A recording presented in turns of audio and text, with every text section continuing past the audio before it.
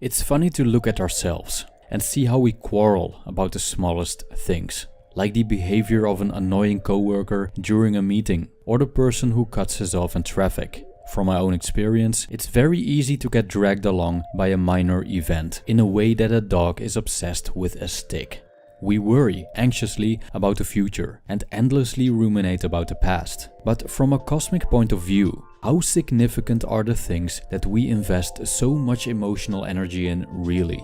In this video, I would like to present you a stoic exercise that calms the mind, called the view from above.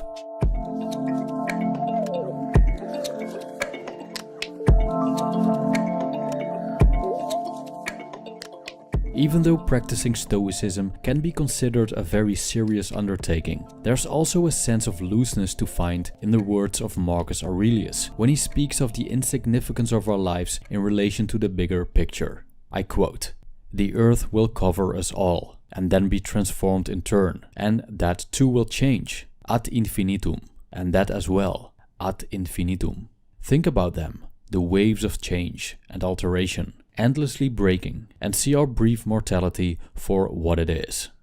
End quote. In these eternal cycles of life and death, creation and recreation, we are even less than a grain of sand in the Sahara Desert compared to what we are in the universe. This doesn't take away that the human experience is intense and our senses are constantly tangled during our short lives on our tiny blue planet. Sometimes we get so entangled in a human drama that we experience emotional disturbances like anger and anxiety. Some people are obsessed with wealth and fame, willing to make great sacrifices to get to the top, while most likely their names will be forgotten 100 years from now. And even if you belong to the lucky few, whose names will be preserved throughout the centuries, it's still insignificant when we look at it from a wider perspective. Considering the entropic nature of the universe, the Earth will disappear one day. If we don't destroy it ourselves, and the planet escapes the destruction by a meteor, it will eventually be swallowed by the sun when it enters the red giant phase. Who cares then how much money you had in your savings account? Who won the Nobel Peace Prize? Even the bloody wars we humans have engaged in will become insignificant. I quote Seneca. "All things move in accord with their appointed times. They are destined to be born, to grow, and to be destroyed.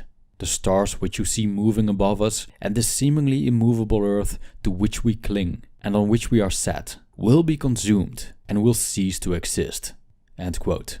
The idea of our insignificance could lead some people to despair, but it can also be a very calming thought. The day-to-day problems that caused us so many headaches, the constant striving for goals that we deem utterly important, over-analyzing the past and future, obsessive thinking about what should be and should have been. What if we could view all this from a distance and reduce it to what really is? A mere dot in one of the countless galaxies in the universe. What foundation will be left for worry, greed, or anger? The modern Stoics have turned the musings about humanity's place in the cosmos into an exercise called the view from above. This exercise gives us a temporary break from our daily affairs and puts them in another light. Changing our position towards external things changes the way we think about them, which in turn changes how we feel. It's a Stoic form of meditation to calm the mind.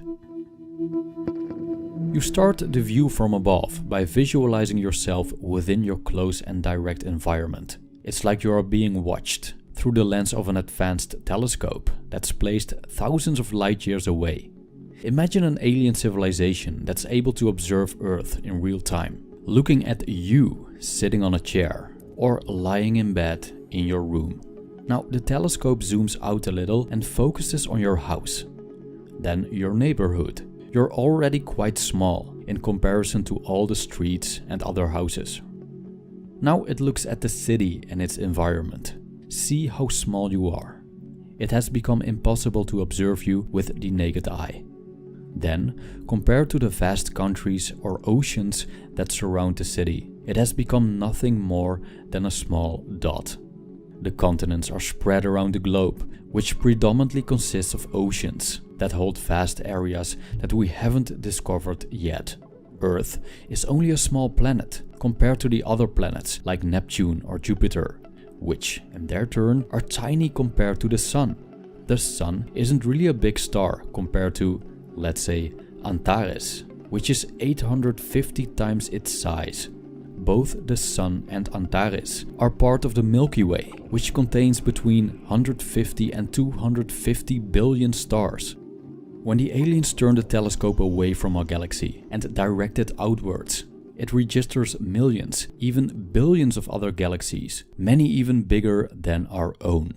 Meditating on how small we are in the grand scheme of things, how short our lives are, and what we see as important matters less than we think, is both freeing and humbling. Thank you for watching.